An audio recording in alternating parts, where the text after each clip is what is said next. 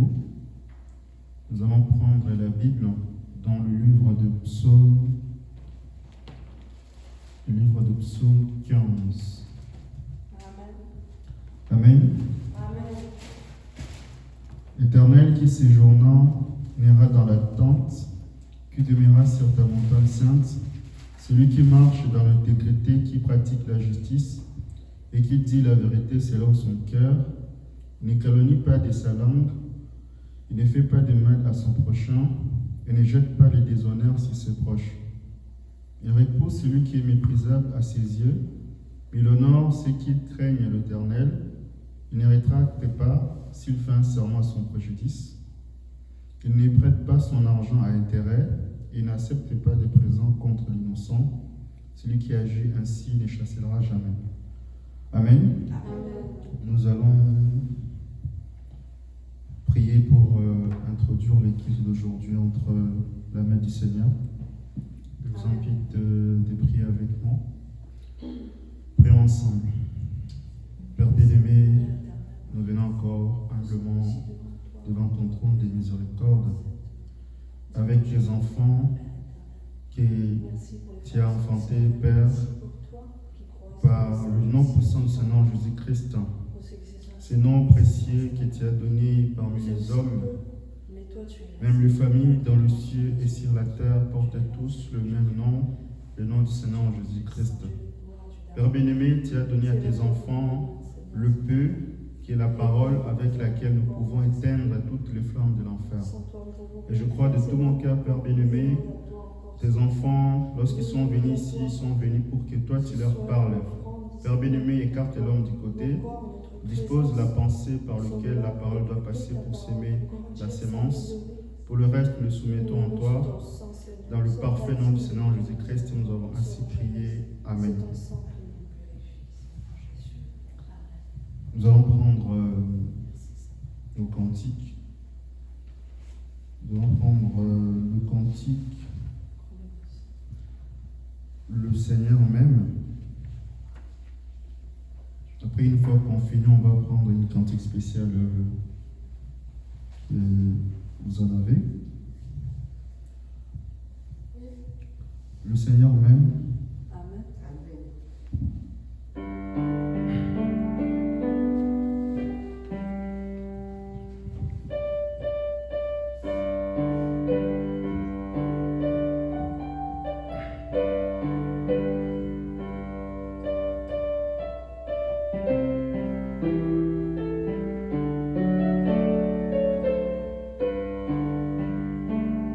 Le Seigneur m'aime, bonheur suprême.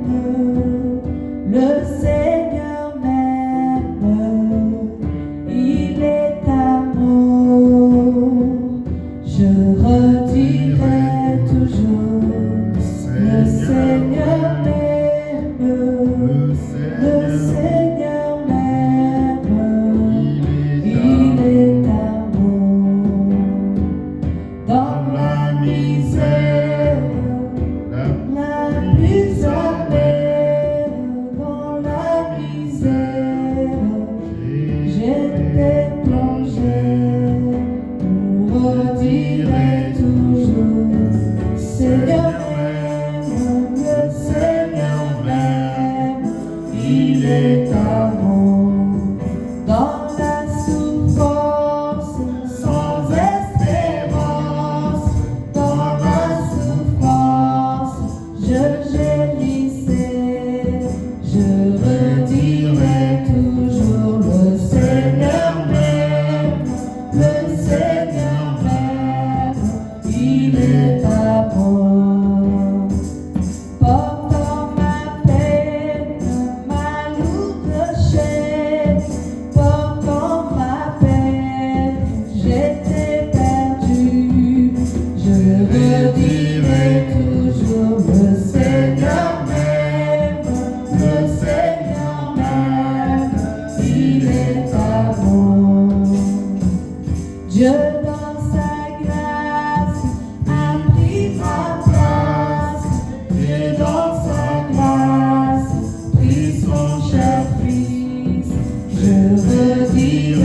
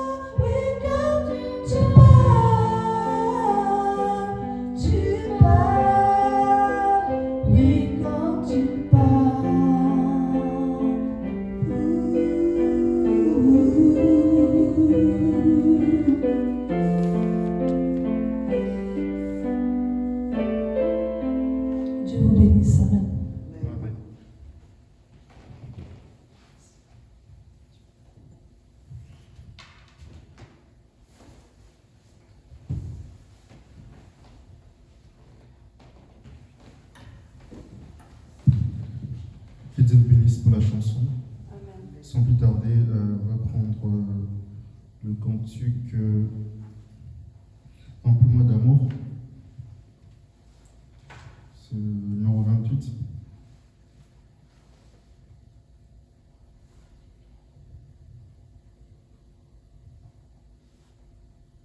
Amen.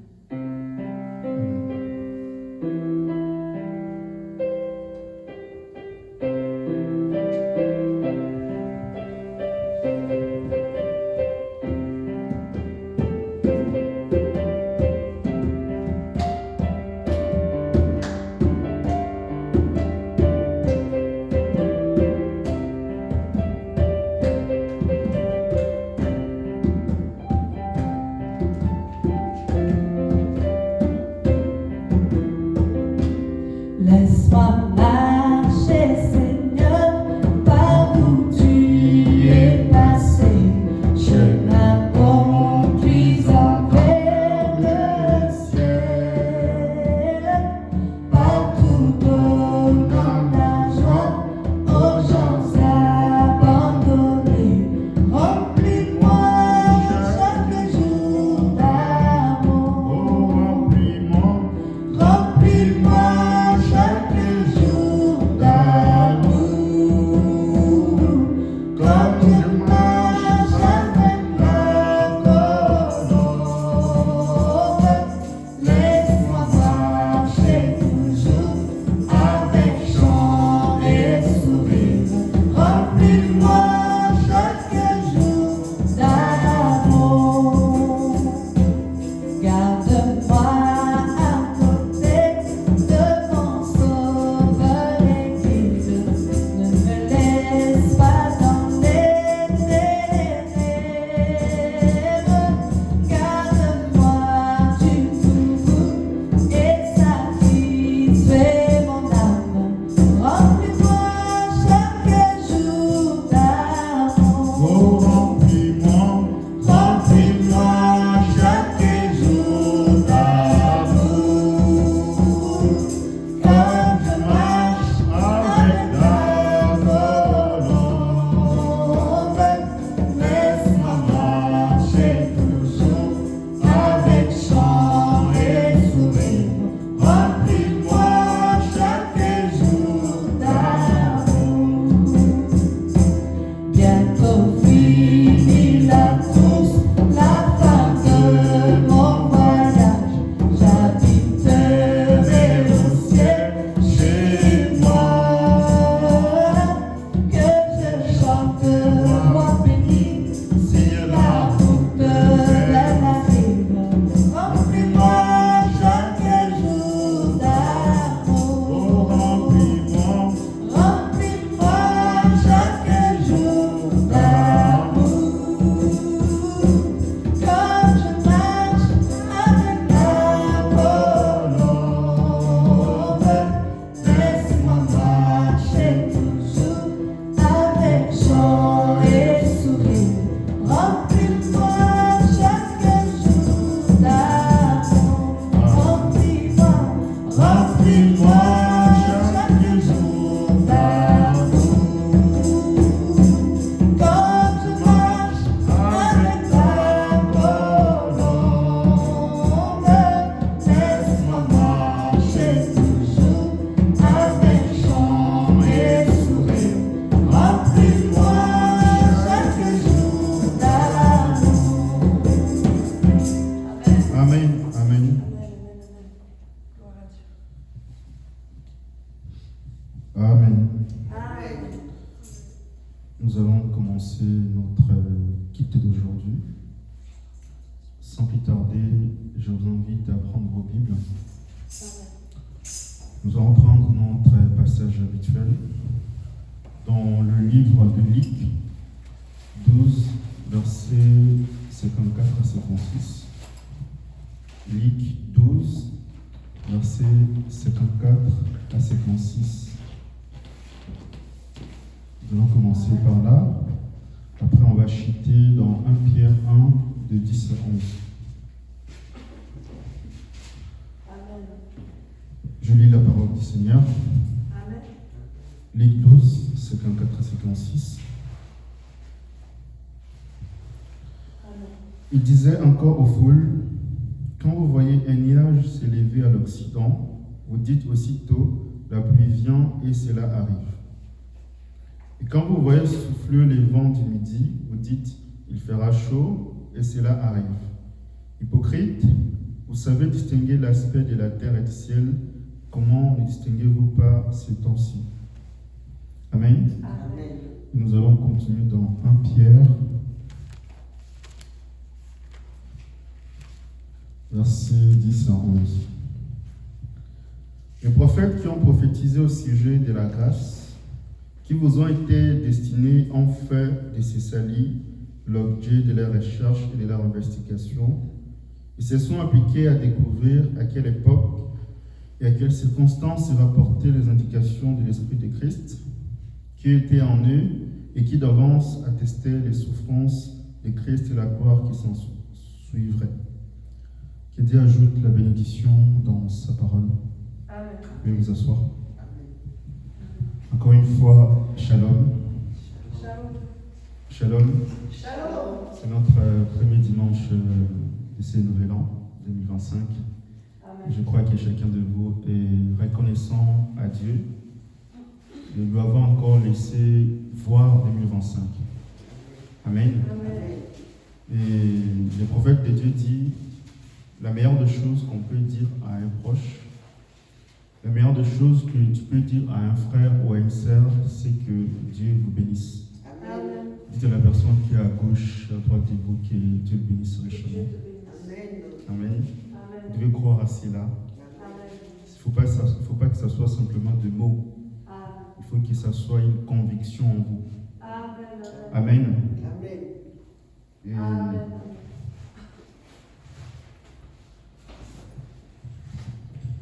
Amen.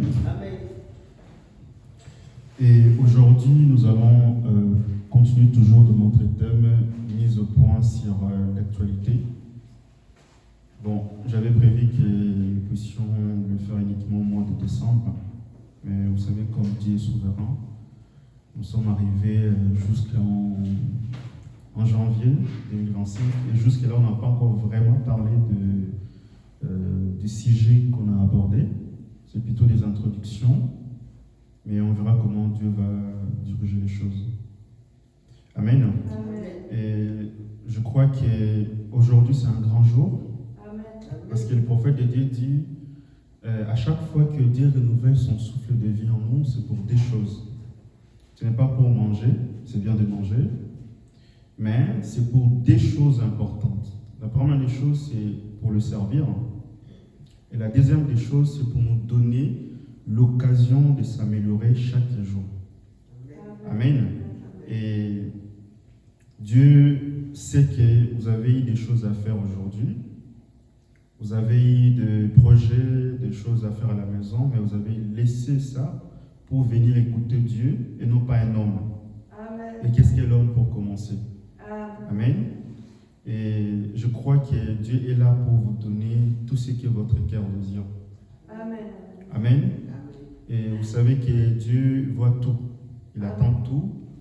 Il connaît tout. Amen. Donc quand nous venons ici, Dieu voit tout ce que vous faites pour lui.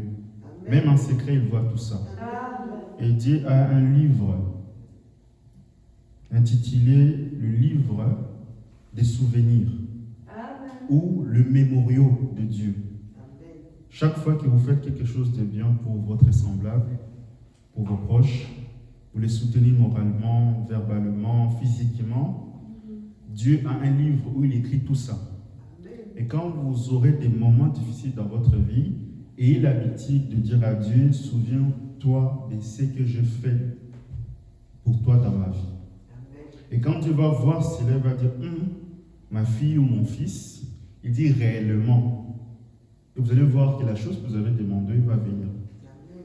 Amen. Voilà pourquoi Ézéchias, quand il était malade, il a dit à Dieu, Seigneur, je t'ai servi toute ma vie, depuis ma jeunesse jusqu'à aujourd'hui.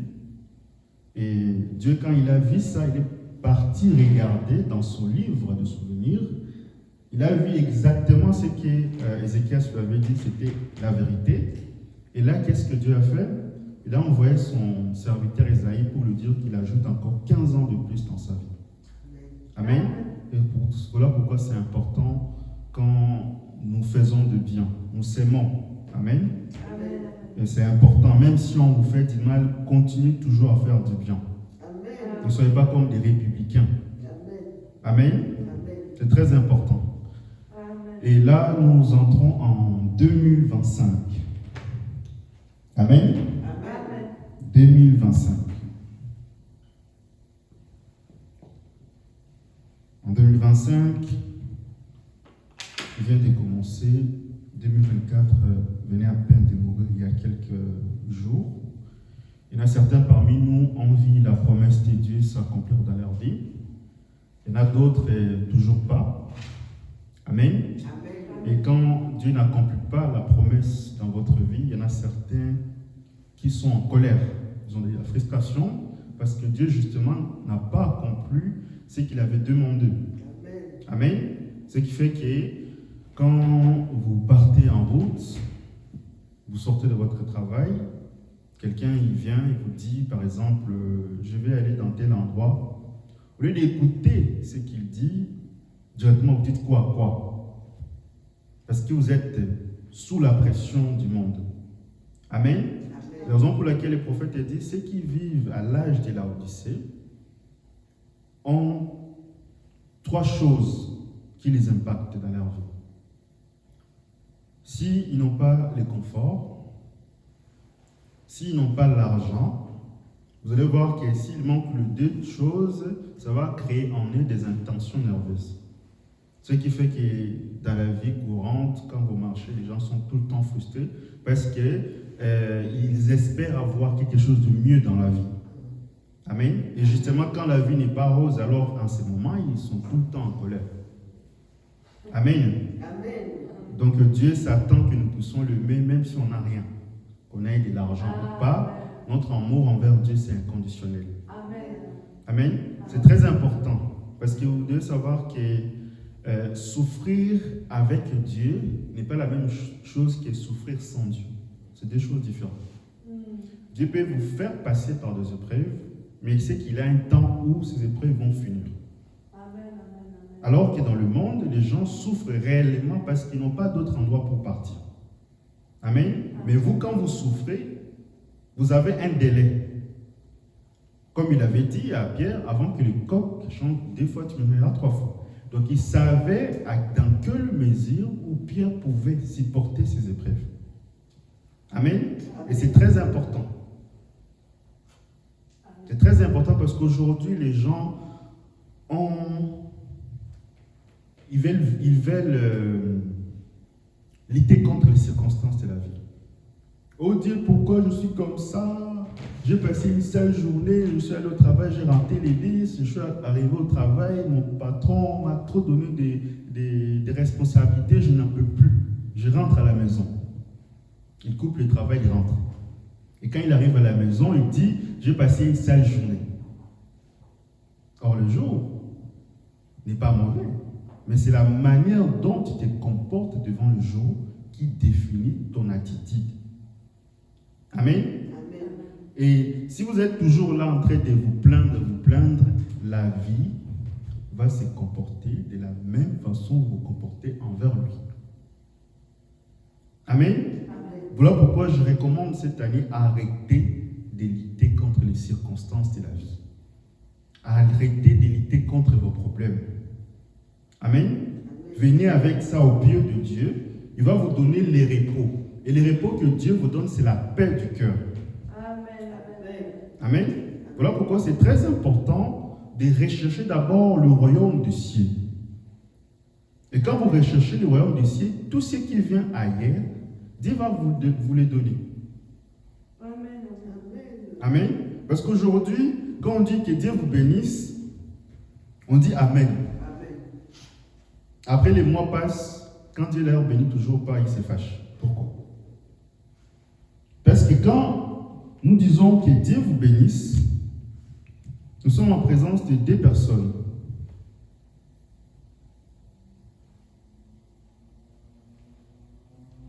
Donc, la première, c'est quand vous dites Amen, vous devez recevoir d'abord, premièrement, la révélation de Dieu qui produit la foi.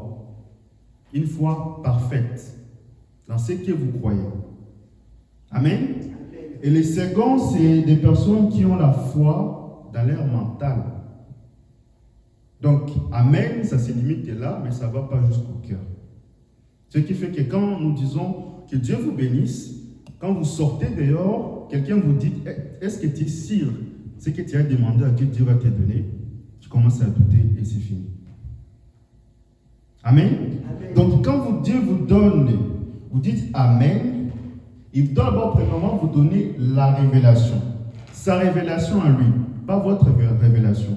Parce que la foi est une ferme assurance d'une chose qu'on ne voit pas, d'une chose qu'on n'entend pas, d'une chose qu'on ne peut pas toucher. Amen. Amen. J'ai la foi que je vais manger dans 5 heures. Amen. Amen. Je ne sais pas si j'ai des pièces. Par exemple, j'ai 50 centimes.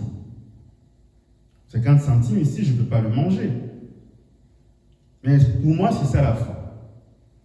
Donc quand je vais aller dans un magasin pour acheter le pain par exemple, je vais le manger. Mais pour l'instant, c'est ça ma foi, donc je la possède. Donc le temps que je vais laisser pour aller acheter maintenant mon pain, c'est ça qu'on appelle l'espérance. Mais je la possède déjà. Amen. Amen. Comme la sœur là qui était à Paris, elle avait prié à Dieu de lui donner un mari.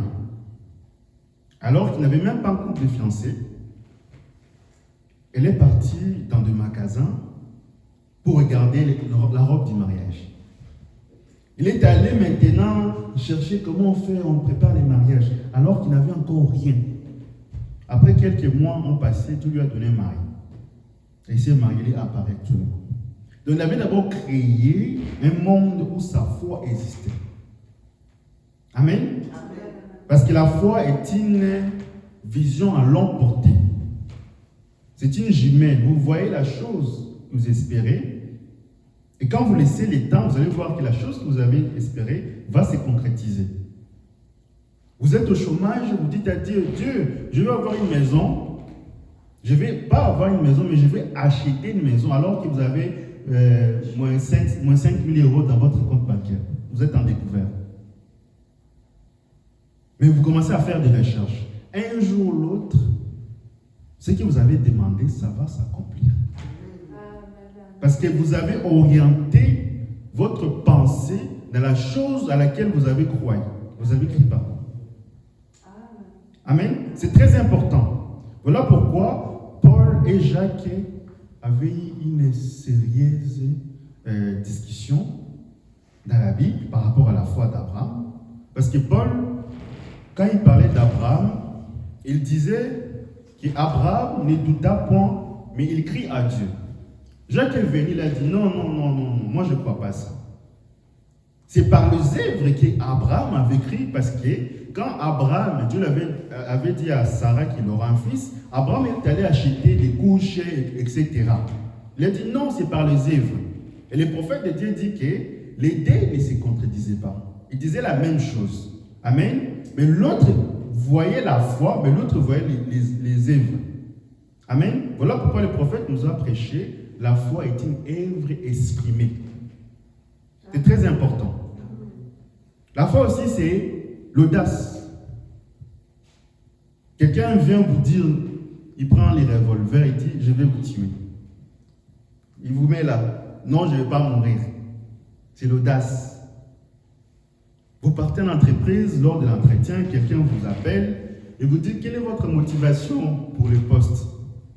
Vous dites à votre interlocuteur, moi, ce que je vais être à ta place. Toi, tu es directeur, non, moi, je vais te remplacer. C'est ça l'audace. Alors qu'il y a beaucoup de candidats, c'est le courage. Amen. C'était une petite parenthèse. Après, nous avons les gens qui ont la foi mentale. La foi mentale, c'est au niveau de la pensée. Vous demandez quelque chose à Dieu. Oh Seigneur, donne-moi. Dites Amen. Amen. Mais quand vous sortez, les promesses qu'on avait promis à Dieu, la chose qu'on avait demandé à Dieu, n'arrive plus à avoir la place dans notre cœur. Vous allez voir, vous allez tout oublier si vous avez demandé le 31 décembre. On a tout oublié. Voilà pourquoi, quand les prophètes prêchent dans le chef-d'œuvre, il dit, Michel-Ange, quand il avait voulu créer le statut de Moïse, il avait passé plus de 14 ans dans sa vie pour garder l'image de ce statut de Moïse. 14 ans. C'est beaucoup, hein? De garder toujours cette promesse qu'un jour ou l'autre, ça va être immortalisé. C'est ça la chose difficile. Amen. Amen. Et aujourd'hui, nous avons des gens, oh Seigneur, je veux que tu puisses me bénir. Comme je vous ai toujours dit, quand vous demandez quelque chose à Dieu, vous devez vérifier quels sont vos motifs et vos objectifs. Parce que Dieu n'est pas un mascotte ou un chien, on dit, Seigneur, allez, va chercher, il va chercher. Dieu n'est pas comme ça. Il faut d'abord que vous puissiez vérifier dans votre cœur, dans votre pensée, si vos intentions sont justes. C'est très important. Amen. Amen. Oh Seigneur, je veux que tu puisses me donner un travail. Les jours ont passé, le frère a obtenu le travail. On lui pose la question, tu travailles où? Chez Tinder. Tu travailles où? Dans des maisons de tabac. Et ça, c'est Dieu. Non. Dieu ne se contredit pas. Vous ne pouvez pas demander quelque chose à Dieu et il vous donne l'inverse de sa parole. Ça ne se fait pas. C'est juste vous. Nous manquons souvent de discernement, de discerner qu'est-ce qui est devant nous. Parce que quand vous demandez, il y a le diable qui vient proposer aussi. Parce qu'Abraham, quand Dieu avait promis la promesse à Sarah qu'il aura enfant, ce n'était pas Isaac qui était venu en premier. C'était Ismaël. Amen. Ah, c'est très important. Et quand vous n'avez pas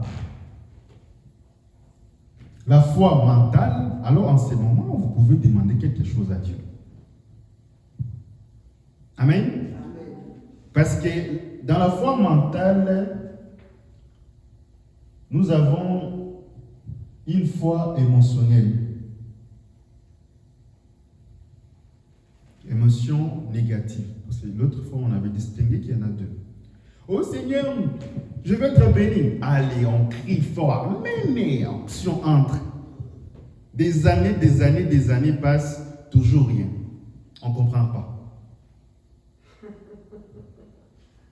On ne comprend pas. Parce que quand on dit que Dieu vous bénisse, c'est bien de dire que Dieu vous bénisse. On ne nous a jamais appris comment Dieu va nous bénir.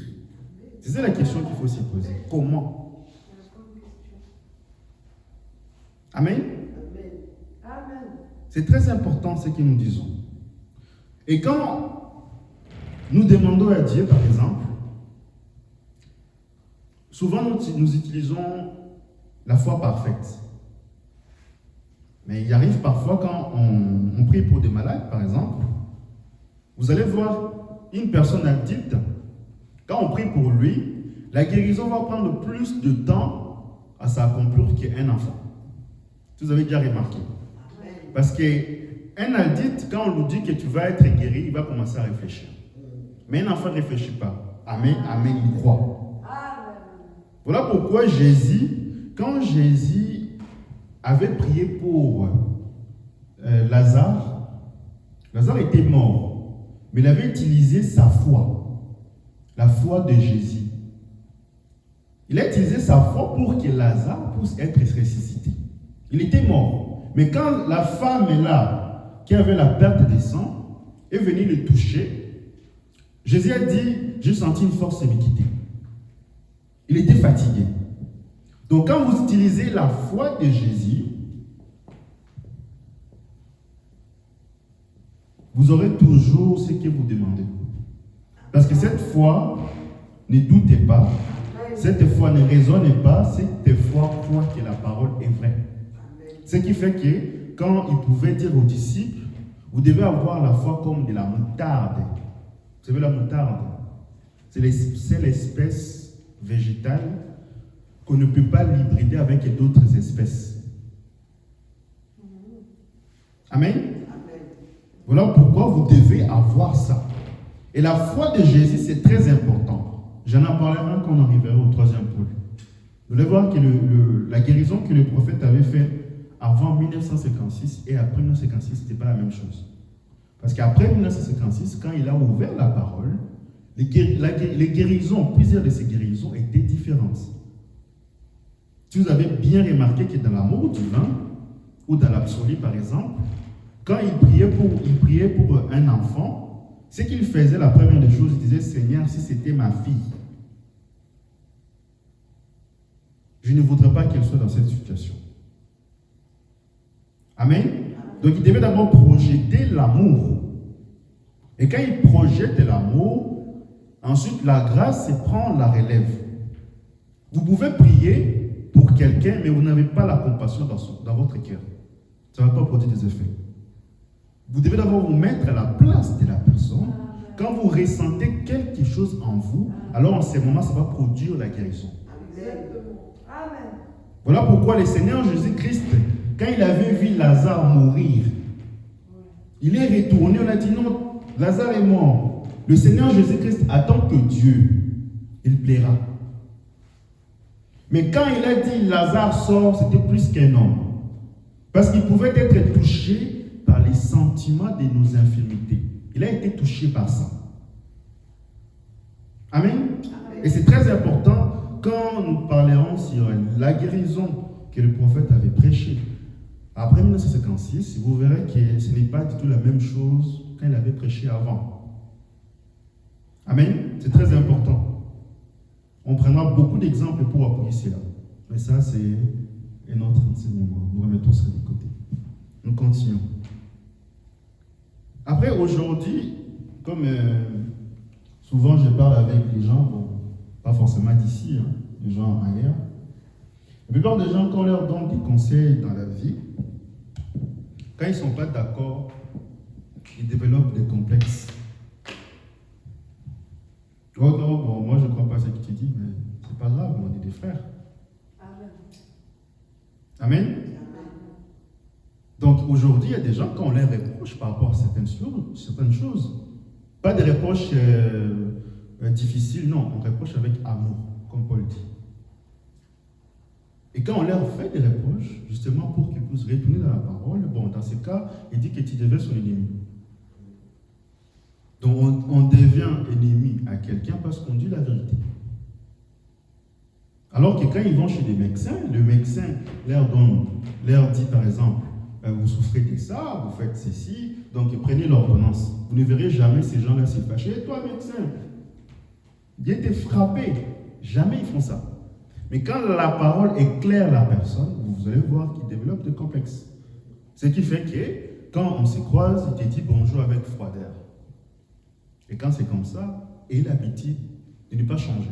Quand il dit bonjour, bonjour aussi, comment ça va? Soyez comme vous étiez toujours avec lui. Ce n'est pas forcément comme la personne change son attitude vis-à-vis de vous et vous devez faire aussi la même chose. Non.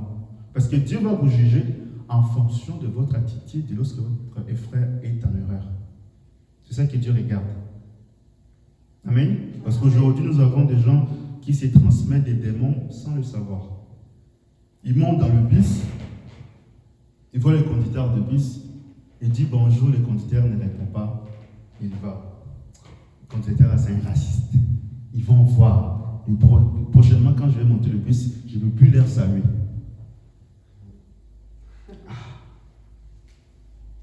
Si vous avez réussi une bonne éducation, que la personne est dit, qui n'accepte ou n'accepte pas, continuez de dire bonjour. Quelqu'un d'autre acceptera.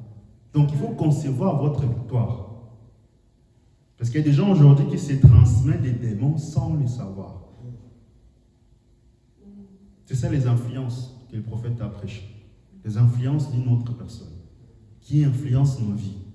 Et vous devez discerner qui est devant moi. Amen. Et c'est très important. Nous continuons. Et moi, je crois que Dieu a ses enfants partout. Qu'il soit ici, qu'il soit aux États-Unis, au pays, au Congo, etc., dire ses enfants partout. Amen. Parce qu'aujourd'hui, parfois, les gens, quand ils voient qu'ils ont beaucoup de personnes à l'église, ils ont de beaux chairs, ils ont une bonne décoration, des églises en marbre. Bon, le reste, ce sont des démons. C'est des gens qui vont aller en enfer. C'est l'expression que les gens ont l'habitude de dire. Amen. Voilà pourquoi quand je parlais avec un témoin de Jéhovah, je ne donne pas cet exemple pour vous dire que je connais plus, non, c'est pour avoir des appuis. Amen. Et quand je parlais avec lui, vous savez, les témoins de Jéhovah, vous savez, les religions, il m'avait posé la question, bon, on a passé plus de 2 heures du temps en train de parler. C'est là maintenant, bon, on a abordé pas mal de sujets, mais on n'arrivait pas à savoir exactement ma religion. Parce que tantôt je parlais comme un catholique, tantôt je parlais comme un protestant, tantôt je parlais comme un pèlerin de la sainteté. Il n'arrivait pas au final, tu es qui? Amen. Donc, nous parlons des catholiques aussi longtemps que les catholiques sont dans la Bible. Donc, si les catholiques quittent la Bible, nous devenons les protestants. Et si les protestants quittent la Bible, nous devenons les baptistes. Amen. Et il a dit, oh, si dans chacune des églises, tout le monde dit qu'ils ont le véritable Jésus. Donc, Jésus est où est la vérité? Amen. Je lui dis que Dieu notre Père ne regarde pas l'un comme étant baptiste, presbytérien, pour dire que non, celui-ci c'est un branhamiste, ou celui-ci c'est un pèlerin de la sainteté, mais il voit tout simplement le sang du Seigneur Jésus-Christ. Amen. Voilà pourquoi Paul dit, il n'y a ni juif ni gentil, il n'y a ni esclave ni libre, il n'y a ni homme ni femme, mais nous sommes tous un en Christ. Et Dieu jugera ce monde à travers son Fils Jésus-Christ. Il ne va pas juger quelqu'un parce qu'il est dans telle dénomination, mais il jugera quelqu'un en fonction de ce qu'il a écrit dans sa parole, de sa totalité. Pas d'une partie, mais de la totalité. C'est le message qui se reflète plus de la parole, où nous trouverons des bonnes personnes, des gens qui seront plus sauvés. Amen. C'est très important. Maintenant, l'autre fois, on avait parlé, dont je vais entrer dans le vif du sujet. On avait dit avec vous, on avait vu avec vous le panneau de publication, le panneau de signalisation. On avait premièrement commencé à aborder le point portant sur mise au point sur l'actualité. On avait pris le point sous A. Pourquoi Dieu avait retiré ses serviteurs en 2024. On avait pris l'exemple de Paul. On avait abordé comment Paul, dans son époque, Dieu avait retiré ses serviteurs durant la 2e et la 3e génération. On avait vu ça. Après, on avait comparé cela dans notre époque. Amen. Donc on avait dit, bon, je vais effacer pour avoir plus d'espace.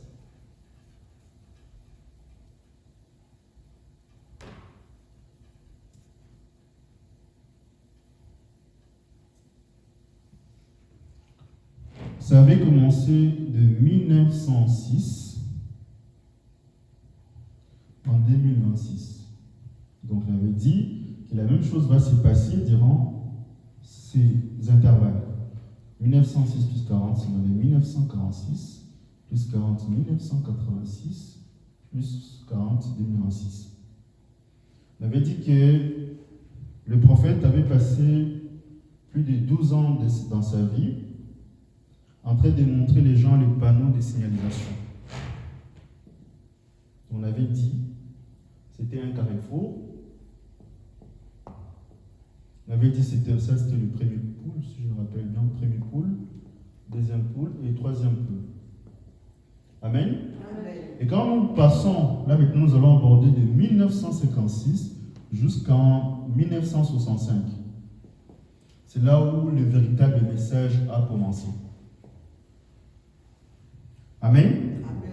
C'est ici qui est plus important dans ce message. Amen. Parce qu'on avait dit que Dieu avait donné à frère Branham le don de guérison comme étant le premier pôle et le don du discernement comme étant le deuxième pôle pour attirer les gens dans le message.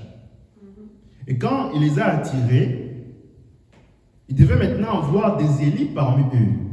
Or, les Élis maintenant, pour pouvoir les faire sortir de là, il doit maintenant faire l'ouverture de la parole pour pouvoir le prendre. Amen. Comme je vous avais dit, c'est la même chose qui était passée à l'époque de Jésus. Jésus avait fait la même chose que le frère Branham avait fait. Quand il s'était né là, quand on lui avait apporté le vase pour changer de l'eau en vin, ça c'était le premier pôle de Jésus. C'était pour que les gens, quand ils vont voir des migrants, puissent venir, puissent le suivre. Ça c'était le premier pôle de Jésus. Le deuxième pôle de Jésus, c'était quand il s'était né devant la femme samaritaine. Il a dit qu'il était marié à 5 hommes, vous connaissez l'histoire. Et le troisième pôle de Jésus, maintenant, il sélectionne ses enfants. Parce que là, il y a une barrière. Là, pour passer, il faut être un élu. Alors que dans le premier, dans le deuxième pôle, on a beaucoup des appelés, on a beaucoup de vierges folles, on a beaucoup de gens qui ont suivi les mouvements, ceux qui ont suivi la foule. C'est ici qu'il y en a beaucoup. Les élus sont là. Amen. Amen. Et vous allez voir, dans une église, une sœur se lève, il donne la prophétie. Oh non, vous devez quitter Strasbourg, il y aura un tremblement de terre qui va se passer le dimanche à telle date. Bon, gloire à Dieu parce qu'il nous a prévenus. Le dimanche 20, le tremblement s'est passé. Bon, gloire à Dieu parce qu'il nous a prévenus. Mais le dimanche arrive, l'autre jour, la prophétie qu'il avait donnée, ce n'est pas arrivé. Est-ce que c'est le Saint-Esprit ou c'est un démon? C'est un démon. Il vient à l'église, on le pose de main. Parce que ce n'était pas le Saint-Esprit qui avait parlé. Amen. Amen. Même si il dit la vérité que cela arrive, ça ne se limite pas à ça. Vous devez regarder maintenant, après qu'il ait prophétisé, la chose arrive, quel est son comportement maintenant? Oh non, j'ai prophétisé que les tremblements arrivent, c'est arrivé, donc allez, il faut me donner l'argent. Hein? Donc il faut me donner l'argent. Quand c'est comme ça, ce n'est pas Dieu. Amen. C'est ce qui s'est passé à l'époque. Quand vous lisez Actes 16, à l'époque de Paul, Paul et Silas sont allés à Macédoine. Il y a une femme qui avait l'esprit de Python est venue. Ils ont dit, oh non, Paul est venu prophétiser. Ah, et les gens commençaient à suivre Paul et Silas. Paul a dit, on va attendre la femme là. Dès le premier jour, il a commencé à prophétiser. Deuxième, la troisième, Paul a dit, non, c'est pas normal. Ils ont allé voir la femme là, il a imposé le même. Ils ont découvert plus tard que la femme en question, quand elle prophétisait, c'est parce qu'elle travaillait pour ses maîtres. Ces maîtres-là voulaient que quand il va commencer à faire la prophétie, ça va attirer les gens et les gens maintenant vont commencer à payer pour la propagande et ils auront des profits. C'est ça. Amen. Amen. Ah, maintenant, il faut la parole pour positionner cela. Parce que si vous laissez les dons dans une église et qu'il n'y a pas la parole pour positionner, là c'est très dangereux. Parce que les dons n'est pas au-dessus de la parole. Il faut que quand quelqu'un prophétise, il faut que la chose qu'il dit doit être exacte avec les Écritures. Amen. Et quand il prophétise, il ne faut pas qu'il nous dise, oh non, si vous voulez recevoir le baptême, il faut qu'on vous baptise au nom du Seigneur Jésus-Christ. Ça, ce n'est pas une prophétie. Est-ce qu'on a besoin d'une prophétie pour dire ça? Non, on a la Bible. Si vous avez besoin de ça, je vous lis tout de suite les Écritures. Il faut qu'ils disent des choses que moi, je ne peux pas deviner à l'avenir, par exemple. Des choses avec précision. Oh non, dans 25 ans, on aura des maladies. Quelle maladie? Il faut que ça soit précise. Dès quand il donne une prophétie, c'est avec des détails. Il dira tel jour, telle date, à telle heure, avec précision. Amen. Je ne suis pas contre les dons, mais il faut que le don soit conduit par la parole. Maintenant, nous entrons dans notre vif du sujet. Donc, pour expliquer maintenant ce qui s'est passé en 1956 jusqu'à 1965, là c'est l'ouverture de la parole, nous allons prendre un exemple. Pour comprendre cela, nous allons prendre l'histoire d'Abraham. Abraham et Sarah. Quand trois anges, trois personnes qui ont allé visiter Abraham, il y avait trois personnes. Quand Abraham les a vus, il a dit non, parmi ces trois-là, la personne qui est au milieu, c'est Elohim. C'est la même personne que j'écoute dans mes prières, c'est la même personne que j'avais croisée quand je revenais de la défaite des rois pour délivrer mon frère Lot. Melchisedec. Il a dit non, ça c'est Elohim. Il les a appelés, vous connaissez l'histoire. Il y avait Elohim qui était au milieu, et il y avait aussi deux anges qui étaient à côté. Vous connaissez, c'était qui? C'était Michael et Gabriel. Amen. Parce qu'ils étaient trois. Maintenant, qu'est-ce qui s'est passé? Vous connaissez l'histoire, je vais raccourcir. Elohim était resté avec Abraham, de la ville où il était, pour donner à Abraham le message de la promesse que Sarah aura un fils. Maintenant, il y a eu des anges, Michael et Gabriel, qui étaient allés à Sodome et Gomorrhe pour délivrer maintenant Lot et sa famille. Amen. Amen. Et quand ils sont arrivés là-bas, ils ont aveuglé les gens avec des dons. Amen.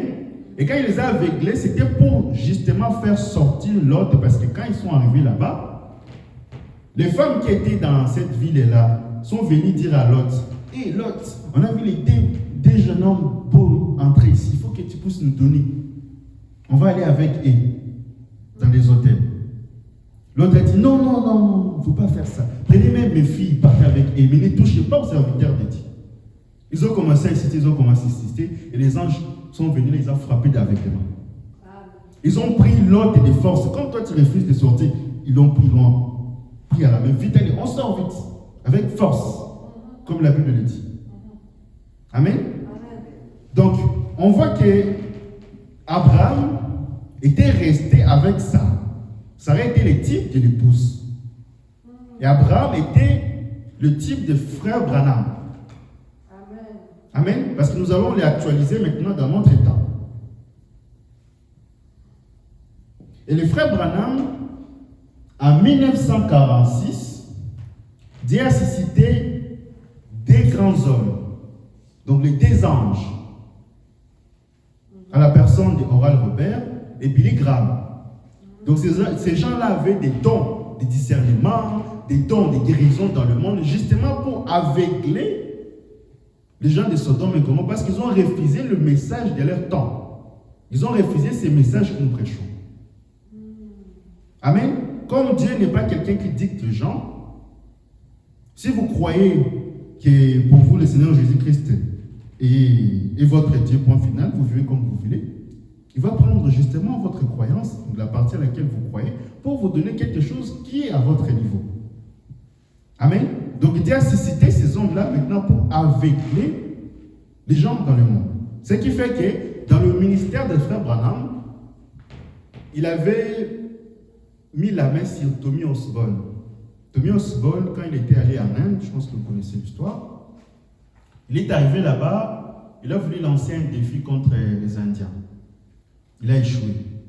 Parce qu'ils ont dit à Tommy Osborne, si tu pries pour nous et que les malades sont guéris, alors on va te suivre. Vous savez comment les églises de réveil font quand ils prient? Ils crient, nom de Jésus, allez, avec onction, ils tapent le nez. C'est un combat.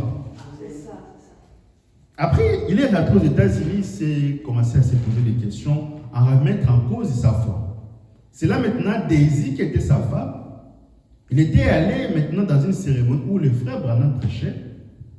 Le frère Branham avait pris une fille, il avait chassé les démons de Sumiway. Il a juste pris l'enfant, toi les démons de Sumiway, je t'ordonne au nom du Seigneur Jésus-Christ, quitte son corps. Et le démon est parti. Et la femme Désirée a dit, c'est la première fois, elle a dit, j'ai vu Jésus dans un homme qu'on appelle le frère Branham. Amen. Et c'est maintenant là, il est parti pour dire à Tommy Osborne, il faut arrêter ce que tu faisais là-bas. Viens maintenant, je vais te faire voir le Jésus que j'ai vu dans cet homme-là. Et c'est là maintenant, quand il est allé là-bas, le frère Branham lui a posé la main. Amen. Et quand il a fini, il a maintenant commencé à avoir des succès dans ses évangélisations partout dans le monde, au point qu'il était allé en Afrique, au Nigeria, chez David Oyedepoye. C'est là maintenant, il a commencé à faire des miracles, etc. Il a transmis maintenant l'onction qu'il avait du prophète chez Oyedepoye. Après, il y a eu à Dinabal, au pays, au Congo, chez les églises Nzambimala ou Fepago. Amen. Mais l'onction là vient d'où? Des frères Branham. Vous voyez comment ça descend? Ne les combattez pas. C'est très subtil. Amen. Amen. Maintenant, quand les anges là étaient allés pour faire sortir Lot dans la ville de Sodome et Gomorrhe, ces deux anges là n'étaient pas restés là-bas. Ils sont retournés maintenant dans le message. C'est là que nous allons prendre plus de temps pour expliquer. Les retours des dons de guérison dans le message. Faites très attention quand vous choisissez votre église. Faites très attention. Vous allez voir que quand les deux anges, quand ils étaient sortis de Sodome et Gomorrhe, il y avait une femme, la femme de Lot. Quand ils sont sortis, lui, il avait toujours des yeux derrière. Il marche et il regarde derrière. Il marche et il regarde derrière. Il voyait, Sodome, j'avais tout dans le monde. Moi, quitter le monde, venir avoir ici dans les messages où les femmes ne portent pas les pantalons. Des femmes qui avaient des esprits de grenouilles en eux. Parce qu'une grenouille, quand il saute un pas, il regarde à côté. Regarde derrière. Il saute, il regarde derrière. Amen. Vous ne pouvez pas avancer en regardant toujours derrière. Ce qui fait qu'aujourd'hui, on a des cerfs. Et ils commencent à dire, et moi, quand j'étais dans le monde, les frères me suivraient. Et depuis que je suis arrivé dans le message, il n'y a même pas quelqu'un qui me salue ou qui m'appelle, qui m'aborde. Je suis devenu une vieille. Parce que vous savez que quand vous partez dans le marché, quand vous voyez une viande pourrie, vous allez voir qu'il y a des mouches qui vont commencer à le suivre. Mais une viande en bonne santé, les mouches ne vont pas le suivre. Au lieu d'être reconnaissant en Dieu qui t'a fait quitter le monde, tu commences à regarder toujours le monde. Amen. Amen. Ce qui fait que ces femmes-là avaient suivi des dons, ils étaient restés dans un endroit au carrefour. Ils n'ont jamais arrivé là où Abraham et Sarah étaient arrivés. Amen. Amen. C'est très important ce que nous disons. Nous allons prendre une citation pour appuyer cela. On prend la prédication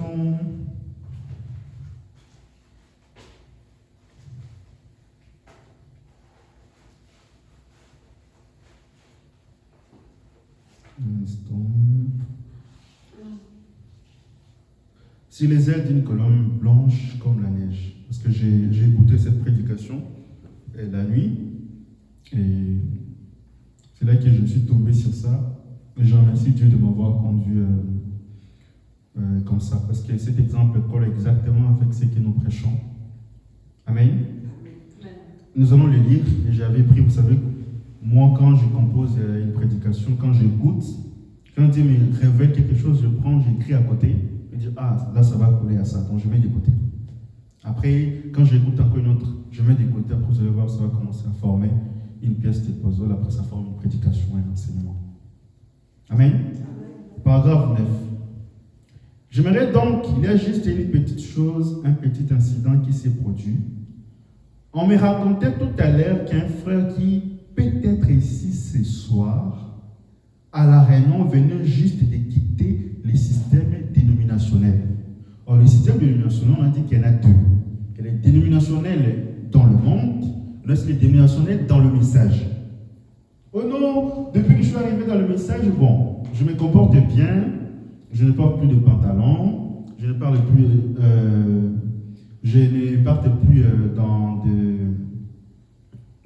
dans de fêtes ou dans de bars. Donc je suis devenu chrétien. C'est ça la conclusion. Alors que dans le monde, nous avons des gens, juste avec leur bon sens, ils savent que bon, l'alcool, c'est pas bien pour lui. Aller dans les boîtes de nuit, ce n'est pas bien pour lui. Est-ce qu'ils ont besoin de la parole pour que la parole leur dise comme ça? Non. Juste avec le bon sens. Donc ces gens-là et ces gens qui sont sortis dans le message, ils font la même chose. C'est ça les dénominationnels dans le message. Et ils vont où? Ils vont aller chercher là où les dons est au-dessus de la parole. Vous allez voir dans un groupe du message où il y a des gens, quand il s'agit des dons, ils courent vite. Quand il s'agit de la parole, ils ne les prennent pas. Oh non, j'ai quitté les mondes, mais le monde ne t'a jamais quitté. Tu viens dans le message, tu entres, tu demandes à Dieu de te donner un homme, tu vas dans le monde et tu choisis un dénominationnel. Parce que tu regardes toujours derrière. Alors que la parole ne dit pas ça. C'est ça qui fait qu'aujourd'hui, les gens, quand ils choisissent des écritures, ils choisissent de leur façon ce qui les arrange.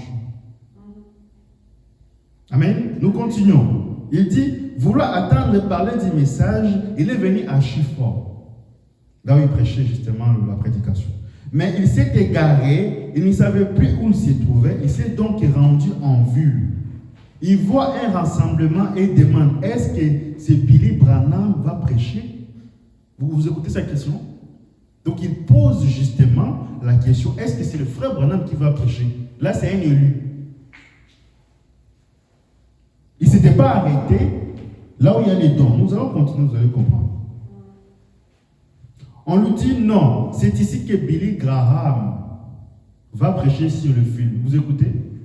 Il dit, eh bien, dit-il, je regrette, mais je ne suis pas au bon endroit. Vous écoutez? Donc il n'était pas au bon endroit là où il y avait les dons. Il ne s'était pas arrêté là, au premier ou deuxième pool. Vous écoutez? Il continue. Il poursuit son chemin en disant, maintenant Seigneur, où vais-je aller? Il remonte la rue principale. Je ne sais pas ce que c'est. Il y a une grande église tout en haut, au bout de la rue Texas. Et sur l'église, il y a une grande croix blanche. Le Seigneur nous dit, continue simplement à marcher. Vous écoutez? Le Seigneur n'a pas dit, il faut rester ici, rester ici. C'est ici qu'on a beaucoup des appelés. Les élites sont là. Il continue son chemin. Il dit, le Seigneur nous dit, continue simplement à marcher. Une fois arrivé, il voit, il se dit, eh bien, ça doit être ici. Avec toutes ces voitures autour, une épouse avec son époux sortait alors à l'église. C'était hier soir. Il y a eu un mariage, je les ai vus sortir. Le Seigneur nous dit, c'est là. Tu quittes maintenant les systèmes dénominationnels pour entrer dans l'épouse et t'en aller avec l'époux. Vous écoutez? Là, il quitte maintenant les systèmes dénominationnels mondains et dénominationnels du message. Comme le prophète de Dieu dit, quand vous écoutez la prédication, les Éphésiens est comparable au livre de Josué de l'Ancien Testament, quand vous lisez le paragraphe 6, il dit que la prédication, c'est quelque chose de merveilleux. Il dit, mais je crois que l'enseignement va plus loin parce qu'il positionne l'homme côté parole. Amen. Il dit que l'enseignement, c'est la colonne vertébrale d'un homme. Mais les serpents n'ont pas la colonne vertébrale parce qu'ils sont obligés de ramper au sol. Amen. C'est ce qui fait que quand vous arrivez là, il y a la parole, Un démon ne veut pas vous faire trembler. Oh non, la prophétie a dit ceci. Où est la parole? Vous avez une position en Christ. Mais sinon, amen. C'est très important. Donc on a dit avec vous, on a dit que le Seigneur l'a conduit là où le frère Branham prêchait maintenant la parole. Il ne s'est pas arrêté là. Parce que quand le prophète il arrive à 1956, il donne un exemple. Il dit à sa femme Meda, avant on recevait des lettres. On n'a pas le temps de les lire, sinon j'allais vous donner des citations. Si vous voulez, je peux vous donner à la fin. Il dit, avant on recevait des lettres, plusieurs lettres, de guérison, des gens qui venaient ailleurs. Mais comment ça se fait maintenant? Il n'y a plus rien. On ne reçoit plus des lettres, les gens s'éloignent de nous. Ils sont allés maintenant là où il y avait Billy Graham, Oral Rebel, où il y avait des dons. Là maintenant, les prophètes commencent maintenant à prêcher le véritable message. Et quand nous arrivons en 1956, la toute première guérison que les prophètes avaient fait, c'était la guérison des Atiwat. Là maintenant, Atiwat, quand il avait demandé à Dieu quelque chose, il ne disait pas, oh non, Dieu donne-moi la voiture. Oh Dieu donne-moi la maison. Elle était très pauvre. Parce que quand vous écoutez les prophètes qui lui donnent, il dit, si tu veux demander quelque chose à Dieu, demande même 10 000 $. Tu es pauvre. Mais écoutez la meilleure des choses qu'il a demandé. Il a dit, je vais le salir pour mes 2 enfants. Amen. Vous voyez? Parce qu'il savait que, à quoi ça sert à un homme de gagner tout et de perdre son âme à la fin. Amen. Mais si je demande à Dieu la chose importante pour mes enfants, alors je suis sûr que je serai avec eux dans la gloire. Et à l'heure à laquelle je vous dis, elle est avec ses filles dans la gloire. Amen. Vous voyez les gens qui sont enseignés. Gloire. Je ne dis pas que les autres qui prêchent n'enseignent pas, je ne dis pas ça, mais c'est très important. Amen. Amen. Amen. C'était la première des choses que les prophètes avaient accompli quand ils avaient prêché le 3e pôle. Amen. Et maintenant, le prophète, bon, il avait eu la vision préalable. Quand vous écoutez le chef-d'œuvre et l'épouse, l'épouse à laquelle j'ai dit ici, c'est ceux qui sont là. Dans la vision préalable, il avait rêvé, dans cette vision-là, elle était avec un homme qui était à côté. Ils ont vu des cerfs passer, des gens passer qui venaient partout dans le monde. Il y avait 2 groupes. Le premier groupe est passé, c'était des gens qui avaient des maquillages, ils étaient remplis de choses du monde. Les prophètes étaient là, il est en train de pleurer. Est-ce que ce sont ça les gens que je vais présenter à mon époux, Christ? Il a commencé à pleurer. Après, l'ange qui était à côté de lui, il dit, ne pleure pas parce qu'il y a une 2e groupe qui va passer. Et le 2e groupe est passé. C'est là maintenant on voit des cerfs, des femmes qui étaient habillées avec des robes décentes. Ils passaient. Et c'est là maintenant les frères Branham qui se sont eux. Vous écoutez? Amen. C'est vous maintenant. C'est très important. Amen.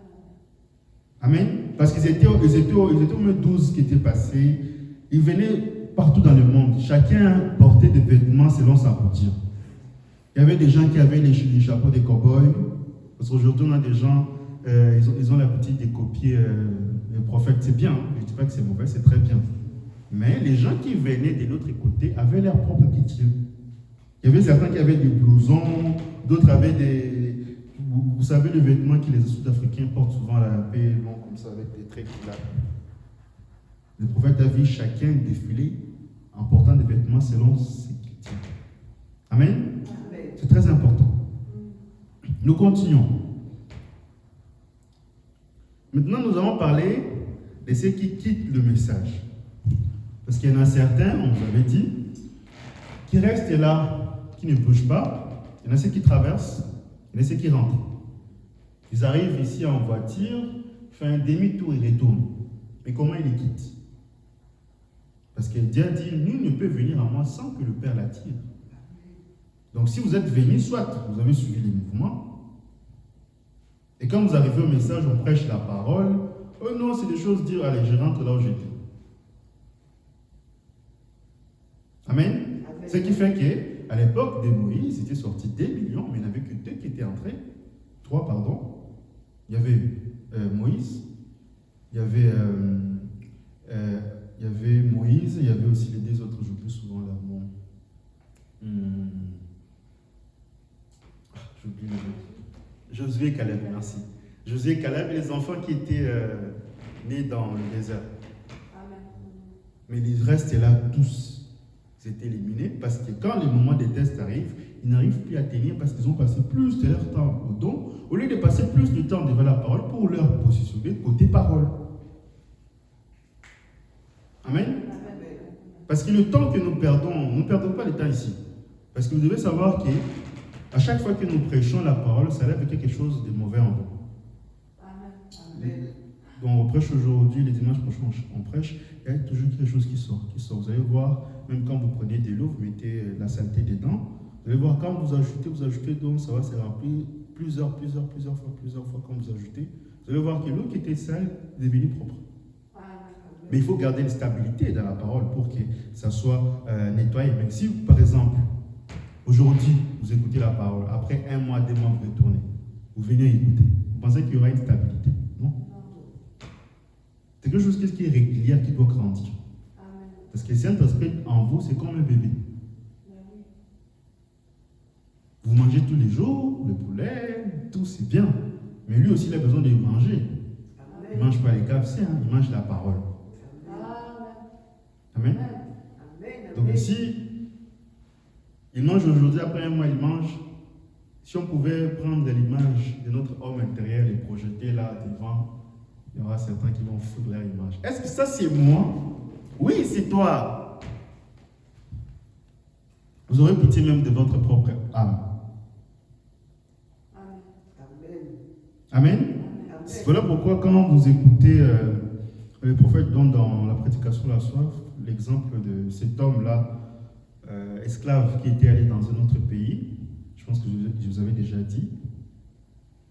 Il arrive là-bas, il y avait un marchand d'esclaves qui était venu pour l'acheter. Il a vu tous les esclaves qui étaient là. Il a dit non, moi je veux juste celui qui est robuste là. Moi je veux lui. Et le marchand d'esclaves lui a dit non, lui n'est pas à vendre. C'est les chefs. Il dit comment ça se fait? Tu donnes beaucoup plus à manger ou quoi? Il dit non, je lui donne le même repas.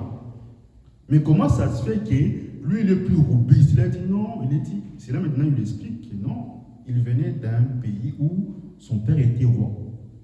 Et quand il est arrivé ici en esclave, il s'est comporté comme un roi. Amen. Ce qui faisait que quand il mangeait, il avait à lui tous ces attributs-là qui faisaient en sorte que son corps puisse grandir que les autres. Parce que les autres, quand ils venaient là-bas, ils se plaignaient tout le temps. Lui, quand il était arrivé là, il était comme un chef. Ce qui fait qu'aujourd'hui, quand la parole tombe sur la bonne sémence, elle produit. Les esclaves, là, ils souffraient d'anorexie.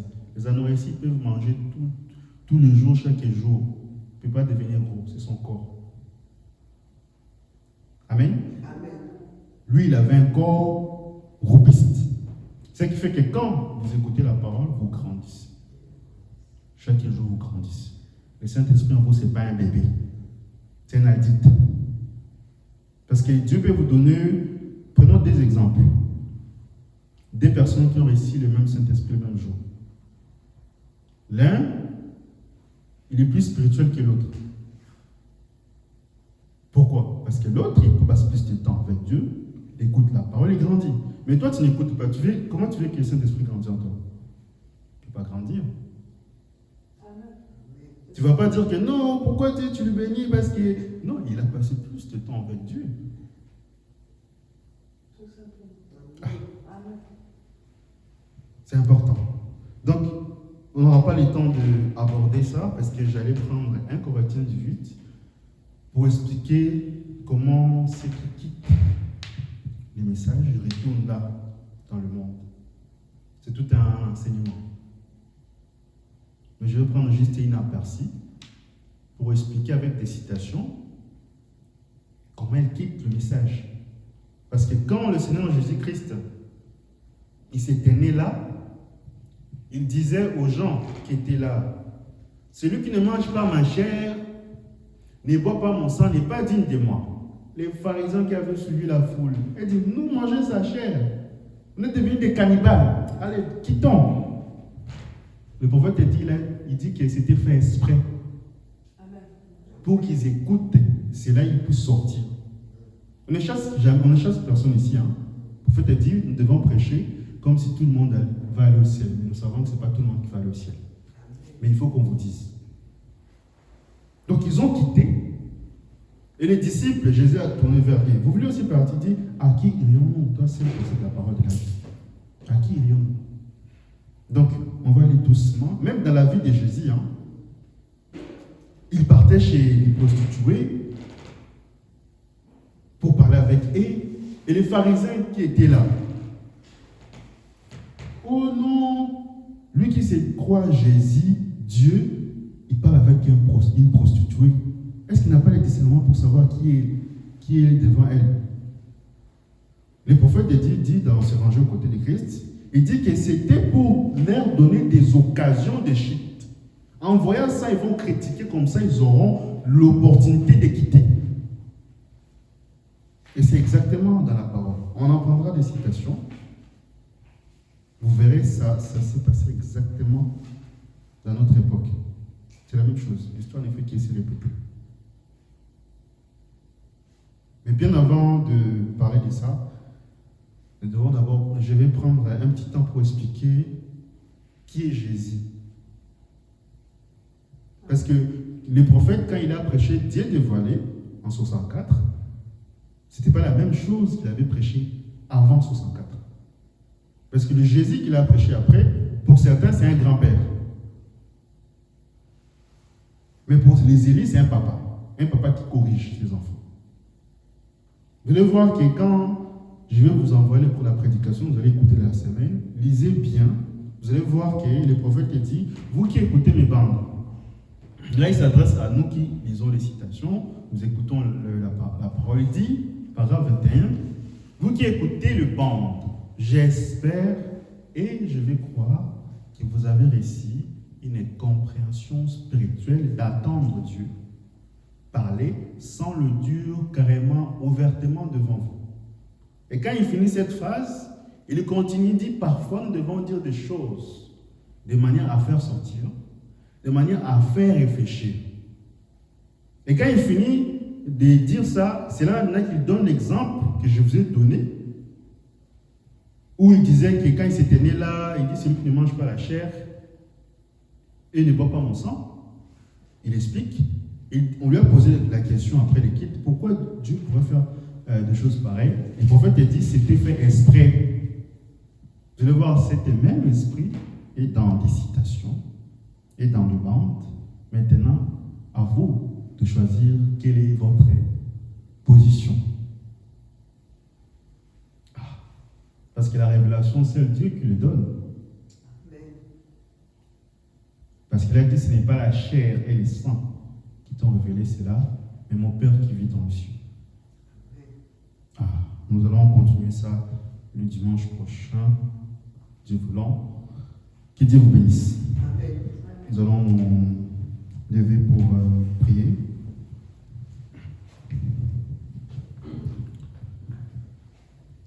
Crois seulement, crois seulement, tout est possible. Crois seulement, crois seulement, tout est possible. Crois seulement. Avec nos têtes et nos cœurs inclinés, si l'un de vous a une requête, qu'il puisse lever sa main droite et qu'il puisse réfléchir ou penser à cette requête dans son cœur. Quand le Saint-Esprit va passer, il pourra lire ce qui est dans votre cœur. Nous allons prier. Père bien-aimé, je viens encore humblement avec tes enfants dont la parole a enfanté, le plus petit dans ton royaume, Père. Nous venons avec eux parce que tu as dit dans ta parole, venez à moi, vous tous qui êtes fatigués, chargés, et je vous donnerai le repos. Nous savons que le repos que tu donnes, c'est en Christ. Père bien-aimé, nous te demandons que tu puisses enlever en nous tout ce qui n'est pas la parole, et que toi tu puisses entrer, et que tu ne puisses jamais sortir. Père bien-aimé, tes enfants te requêtent. Toi, tu connais mieux que quiconque le besoin de leur cœur, parce que c'est toi qui tu les as créés. Voilà pourquoi, Père, je viens remettre chacun d'entre eux entre tes mains, que tu puisses répondre à leurs besoins. Comme ta parole dit, si ma parole demeure à moi et que vous demeurez à moi, demandez tout ce que vous voudrez. Et je crois de tout mon cœur que tu nous as déjà donné, parce que tu as dit que nous devons posséder la chose que nous demandons. Et je crois qu'il possède cela cet après-midi. Pour le reste, nous nous soumettons en toi, dans le parfait nom du Seigneur Jésus-Christ. Nous avons ainsi prié. Amen. Amen. Allez dans la joie du Seigneur. Amen. Amen. Que Dieu vous bénisse.